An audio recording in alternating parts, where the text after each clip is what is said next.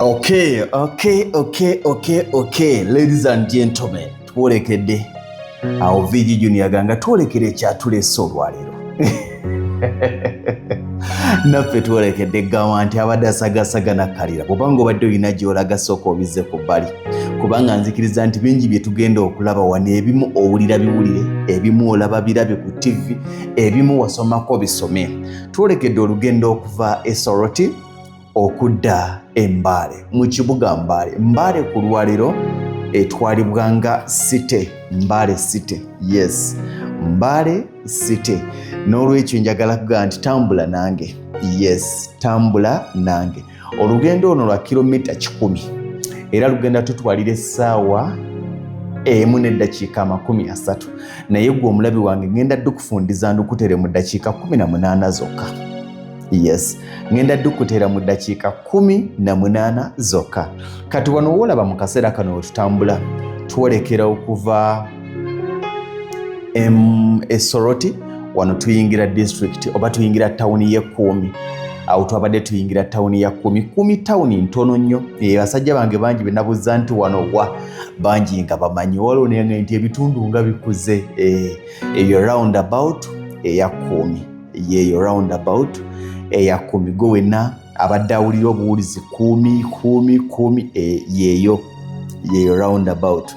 Olwatuuse wano ekituufu nabadde seesiga amafuta gange wadde ng'olugendo lwabadde si lunene nnyo olw'okuba nti nyina okutambula kilomita eziri mu 8 nagenza okulaba nga ate nsigaza kilomita 75 mu gauge ne ngamba nyina okusooka okuyiwamu effuta. Olwamaze okuliiwamu wali ku Shero wonna Shero 10 bagamba jambo nendyoka njolekera. Twasanze oluguudo oluva Ekkumi okuyingira ndowooza awo obudda bukedeya babadde bali mu kulukola era nga bwolengera akalipagano basibeeza eno ne balekeza eri ne zitambula ne basibeeza eno ne balekeza eri ne zitambula. Enguudo ezisinga bw'otambula bali mu kuzikola.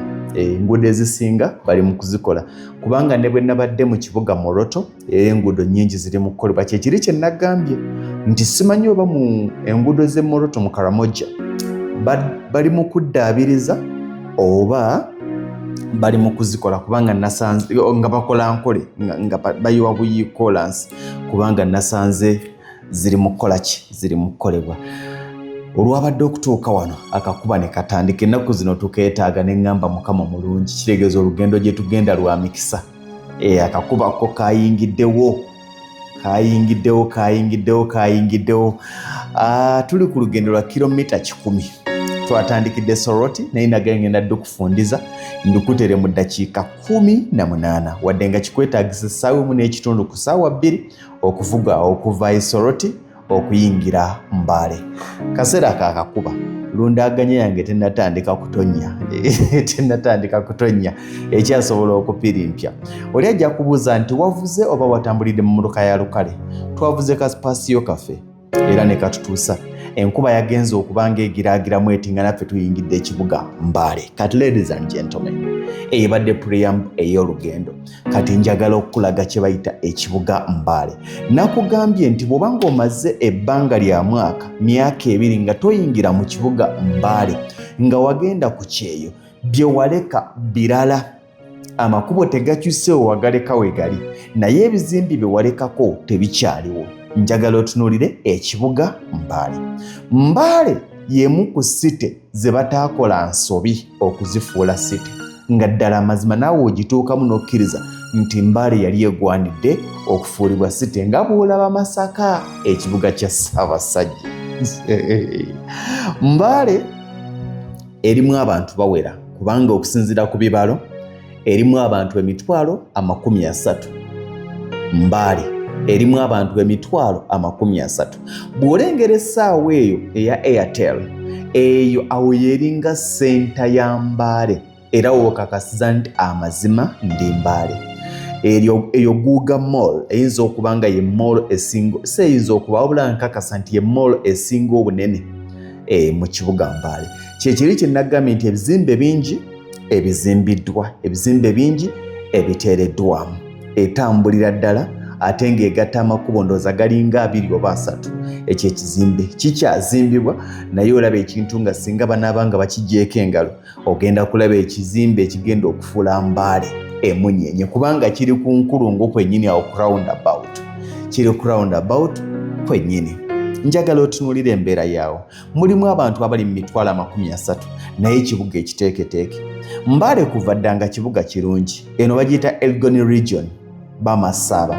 Naye waliwo emabega awo Mbale we yali ayonoonekeddemuko. Obukyafu nga bufuuse obukyafu, enguudo nga zijjudde ebinnya, naye nagenza okuddayo ate ebintu nga biralamu nnyo.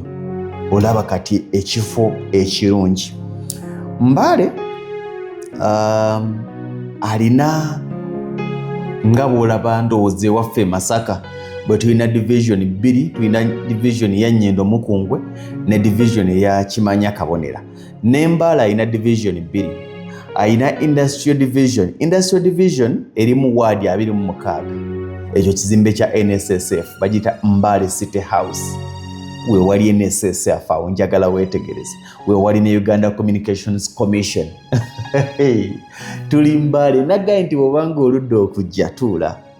Bw'obanga oludde okuyitako mu kibuga ky'e Mbale tuula nze kankikulambuze. Mbadde gamba nti Industrial Division erimu ward 26. Wards bye byalo. Mu Town Council ne cities baziyita ward. Eyina division endala bagiyita Northern Division. Northern Division yo erimu ward 32. Ekibuga Mbale bali mu kusaamu bibumbe ku makubo gonna naddala makati agamakubo agayina pavement ezo wakati nga gawanuwe. Kati makati gago bali mu kusaamu emiti, bali mu kusaamu ebimuli, bali mu kusaamu ebibumbe okwongera okulabisa ekibuga Mbale nga ddala kyeyagaza. Bw'obeera mu kibuga Mbale wakati owulira emirembe gyennyini togenda kugamba nti ate ensindikagano. Kyokka ne bw'obanga ofuluma kati wano twabadde nga abafulumamuko. Ngenda kukomyawo naye njagala nkusiigira ekifaananyi. Wano twabadde nga abafulumamuko nga bw'anagamba nti ku mabbali g'ekibuga Mbale. Naye era nga nawo bw'otuukawo olabira ddala nti era abantu abaliyo si bye bino ng'oluba okufuluma ekizimbe ekisembayo ekiggalawo ekibuga ng'otandika okulaba agawompogoma no. Ovugira ddala ng'owulira emirembe nti olabika okyali mu kibuga. Hotels balina kye bayita hotels ya Mbale balina hotels. Era kizibu nnyo omuntu okugamba nti nze nagenze Mbale n'embulwa ew'okusula nedda. Balina hoteeri ez'obukadde oba ez'akakadde, balina ez'emitwalo 5 ate nga ne bw'oba olina emitwalo 5 era osobola okusula mu Mbale. Kitegeeza nti buli class yonna bajja accommodatinga. Yes, abantu bangi abagenda okulambula ku biyiriro bya CP4s bettanira nnyo okusula mu kibuga kino eky'e Mbale. Eno bagiyita Queen's Golf Hotel mpya.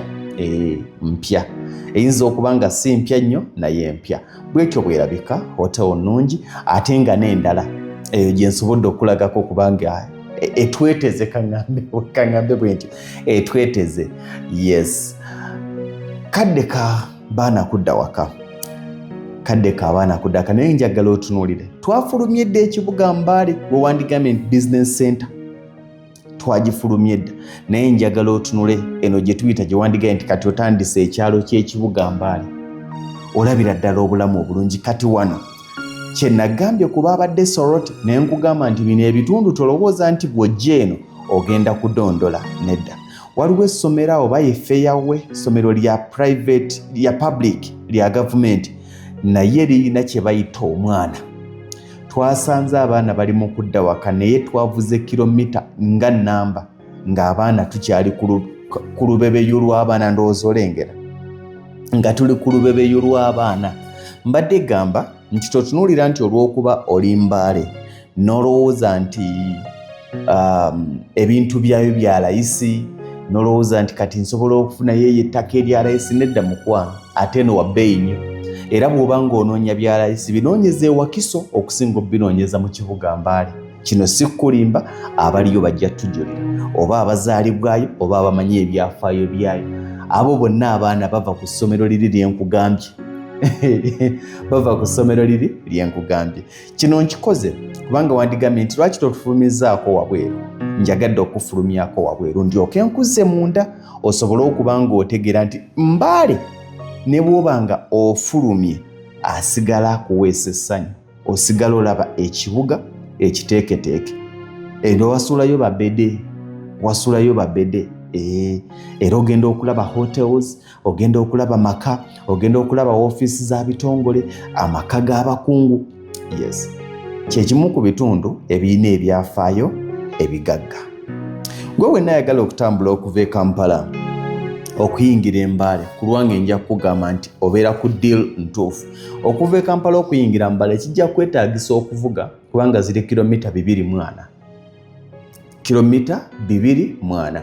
Olugendo olwo terujja kubowa olw'ensonga nti luliko ebintu ebyenjawulo oba oyita mu bibuga ebyenjawulo. Kati wano kukomezaawoko wali njagadde nkulageko ekyalo ate nkukomyewo mu kibuga Mbale oyongere okukiraba naye kennyini okkirize nti bannaye ebintu bwe nabireka si bwe bikola ki, si bwe biri. Era omuntu agamba nti Mbale ekibuga kikyafu tomunenya, wabula mugambe nti omaze emyaka 25 oba 4 oba 3 nga toyingira Mbale. Nange bwe namuleka si bwe namusanze. Ekyo kyolabako ke katale k'e Mbale, Mbale Central Market, eyo ye owino y'e Mbale. Naye njagala otunuulira akatale, njagala otunuulire akatale obutale kewandisuubire nti kandibadde kakyafu, kandibadde kajjama, wandibadde wajjudde ki, naye wa Sayima Complex abakolerako mbalamusiza. Basajja baffe abaabukoola nammwe mbatumiddeko nnyo. Eno gye tuyitako Bank of Uganda Mbale eri awo, Bank of Uganda ey'e Mbale, kankyogere bwe nti ey'e Mbale, UEDCL naye eri awo nga wakava ku Bank of Uganda. Kibuga kiteeketeeke, tewali muntu asobola kubeera mu Mbale n'ajulirira okuyingira ekibuga kya Uganda ekikulu Kampala, kubanga bingi emirembe gy'osobola okufuna e Mbale nga togifunye Kampala, aye tewali ky'osobola kufuna Kampala nga tokifunye e Mbale. Tewali ky'osobola kufuna Kampala nga tokifunye e Mbale. Nandikugambye kulinnya nnyonyi naye era n'ekisaawe ky'ennyonyi kiri mu Wakiso tekiri mu Kampala. Kanti wali omukisa guno okwebaza Centenary Bank. Njagala babuuza, bw'ova ku Abusa ekizimbe ekyo kyolaba mwakirekawo abange, ekyo ekizimbe mwakirekawo kye tuyiseeko ekyo kizimbe kya Centenary Bank. Ate Mbale balina akantu ke bankolera, bakwata street number eriko banks, street number eriko banks. Simanyi bank etali Mbale ku banki ez'ensonga, era bwe waba banki ey'ensonga nga toli Mbale eyo okola nsobi. Okola nsobi. Mbale oyinza okugamba nti kyekibuga ekikufulumya Uganda ne kikutwala okuyingiza mu ggwanga erya Kenya. Ekyo nakyo tokyerabira, naye kikulidde ku misinde emiyitirivu. Kibadde kyamaanyi ebbanga lyonna, kibadde kyamaanyi, naye ebbanga ery'emyaka nga 2-3 lye mbadde mmaze nga sireeyo, nagenza okuddayo amazima nga birala nnyo. Nagenza okuddayo amazima nga birala nnyo. Eyo ye Mbale, kilomita 240 okuva mu kibuga kya Uganda ekikulu Kampala. Kati osobola okubala abalamu, kikwetaagisa kuvugirawo bbanga ki? Kiyonjo. Ekibuga ekirala kyenja okwebaza ku buyonjo, Masaka yaffe Nnyonjo. Eyo nagibalagako. Naye Masaka kyekimu ku bibuga ebiyonjo. Ekibuga ekirala ekiyonjo ndabye Mbale. Mwebale nnyo, mwebalire ddala. Nkitambudde amazima nga buli woyita okujjako okulaba obutonotono obuteewalika naye nga malidaadi. Enguudo nkole, ebitaala kwebiri. Kati wano ebitiibwa tubiwa mmeeya oba ebitiibwa tubiwa mmeeya oba oliawo, naye nga bwekityo bwe kifaanana ekibuga. Ezo street zaakyo kati ate awo obeera nga kirimu emmanju, kati kiri wali ekyengulu. Kati nayagadde ensalinkirize wano bwe nti nkifulume wano ate nziremu nkiyingire olabe ekyetere. Mbale City ebibalo biraga nti kirimu abantu 30,000 ne division zaakyo ezebbiri nga bwe nagambye. Industrial division eneekolebwa ebyalo 26, balina ne Northern division eneekolebwa ebyalo 32. Nagambye nti ng'ojja Mbale ekimu ku bigenda okukusanyusa tojja kumenyeka, kubanga oyita ewantu osobola okuyita e Namawojjolo, osobola okuyita e Najjembe, Mabiro ojja mulaba, ojja kulaba ekibuga Jinja, ojja kulaba ekibuga Iganga, ebyo byonna ojja biraba ng'ojja mu kibuga eky'e Mbale. Awo ye Central Police Station. Ndowooza era awo ewatuula RPC Regional Police Command wa Elgon, ebeera Elgon Region ndowooza. Naye ndowooza mbatambuzaako ekibuga nkibalaze munzikirize nange ngende mpumuleka awo mulaba awo ngenda okubuyiwaawo awo mulaba awo ngenda okubuyiwa wengenda okuwummulirako ate ndabe ekiddako n'obuvunaanyizibwa obulala. Njagala baagaliza birungi naawe osobola okujja n'osulako ku Mbale Courtsview Hotel. Hotel nnungi era nzikiriza nti ye hotel eyinza okubanga bwebanga si yeesinga erabika yeesinga, bwebanga si yeesinga mu Mbale erabika yeesinga. Siri so sure naye ye statement yangeyo mu byonna nze experience gye nafunyeewo nungi nnyo. Awo nabadde ntuuka okulaba nga mpummulako. Mmwe mumanyi olugendo kubanga naluvuze kuva Karamoja nenvuga okuva Moroto nengwa Soroti nenvuga okuva Soroti wuuyo mbajja Soroti ngudde wano era nga nze sikoowa. Awo nabadde ncheckinga in kulaba enteekateeka zonna. Of course babadde bansuubira nti omwana wa taata agenda kujja kafo kayonjo kafo kayonjo okalaba bagiyita Mbale Courtsview Hotel. Era bw'oba ng'oyingiddeko mu Mbale kyekimu ku bifo bye nandigambye okusulamuko ate nga biri affordable. Biri affordable tunuulira lwaki sibaagaliza ebirungi ebyererawo. Nabadde nfuluma lift nga ngenda bangambye ogenda kusula ku second floor kati nga njimaga